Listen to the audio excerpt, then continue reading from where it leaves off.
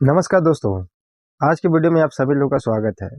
दोस्तों, अगर आप शहर में रहते हैं तो सितारों भरा आसमान देखते हुए आपको लंबी समय हो गया होगा। लेकिन जब आप अपने गांव या फिर किसी घूमने के लिए पॉल्यूशन से दूर किसी हिल स्टेशन पर जाते होंगे तो रात में तारों से भरा आसमान का अद्भुत नज़ारा देखकर एक अलग ही आनंद आता होगा। हालांकि तारों से भरा आसमान को देखकर हमारे और आपके मन में यह विचार कभी नहीं आया होगा कि इसमें एक और तारा जोड़ दिया जाए। लेकिन दोस्तों, अमेरिका की नासा कुछ ऐसे ही प्लानिंग करने जा रही है। दरअसल दोस्तों, बात ऐसी है कि अमेरिका की अंतरिक्ष एजेंसी, जिसे हम लोग नासा के नाम से जानते हैं, यह इस दशक के अंत तक एक आर्टिफिशियल स्टार यानी नकली तारा लॉन्च करने की तैयारी कर रही है। अब दोस्तों, आपके मन में यह प्रश्न जरूर आई होगी कि नासा नकली तारा लगाकर क्या करेगा, नकली तारा से क्या होगा। तो चलिए दोस्तों, आज के वीडियो में हम बात करते हैं कि यह जो नासा आर्टिफिशियल स्टार लॉन्च करने वाली है, इसके क्या मायने हैं, इससे क्या होगा। चलिए दोस्तों, इसके बारे में जानते हैं। दोस्तों, वैज्ञानिकों लोगों का मानना है कि अपना यह जो ब्रह्मांड है वो धीरे धीरे विस्तार कर रही है।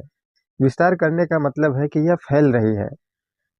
वैज्ञानिकों लोगों को ऐसा लग रहा है कि इस ब्रह्मांड में जितने भी नक्षत्र ग्रह हैं, सब धीरे धीरे एक दूसरे से दूर होते जा रहे हैं। दोस्तों, इसी चीज़ की अध्ययन करने के लिए नासा ने एक आर्टिफिशियल स्टार को लॉन्च कर रही है। वैसे दोस्तों, धरती से देखने पर कुछ सितारे तेजी से चमकते हैं तो कुछ कम चमकते हुए दिखाई देते हैं। इसका कई कारण होता है, जैसे कि वह सितारे हमसे कितने दूर हैं, वह किस तरह के तारे हैं और वह तारे अपने जीवन काल के किस चरण में हैं। वैज्ञानिकों का मानना है कि अगर एकदम सही से मापा जाए तो केवल तारों को देखकर यह जानने में मदद मिल सकती है कि दुनिया का विस्तार कितनी तेजी से हो रही है। लेकिन इसके लिए वैज्ञानिकों को सबसे पहले यह जानना जरूरी है कि कोई तारा कितना चमकदार है। और दोस्तों, यहीं पर वैज्ञानिकों लोगों का मानना है कि अगर एक आर्टिफिशियल स्टार हो तो इसके काफ़ी मददगार साबित हो सकता है। दोस्तों, इन्हीं सब बातों को ध्यान में रखते हुए नासा एक नकली तारा लॉन्च करने की प्लानिंग बना रही है। दोस्तों, वैज्ञानिक लोग इस नकली तारा को लॉन्च करके इससे निकलने वाली प्रकाश को अध्ययन करेंगे। दोस्तों, नासा के इस मिशन का नाम एक वैज्ञानिक के नाम पे लैंडोट नासा स्पेस मिशन रखा गया है। दोस्तों, इस पूरी मिशन की खर्च की बात करें तो इसमें 1 अरब 65 करोड़ रुपए की खर्च आने वाली है। दोस्तों, इस मिशन का नेतृत्व जॉर्ज मिशन यूनिवर्सिटी करेगी। दोस्तों, यहाँ जो हम लोग आर्टिफिशियल स्टार की बात कर रहे हैं वह वास्तव में एक सैटेलाइट होगी जो कि पृथ्वी के कक्ष में स्थापित होगा। यह सैटेलाइट पृथ्वी से 35,785 किलोमीटर की दूरी पर होगी, जिसकी रफ्तार पृथ्वी के घूरने की रफ्तार की तरह होगी।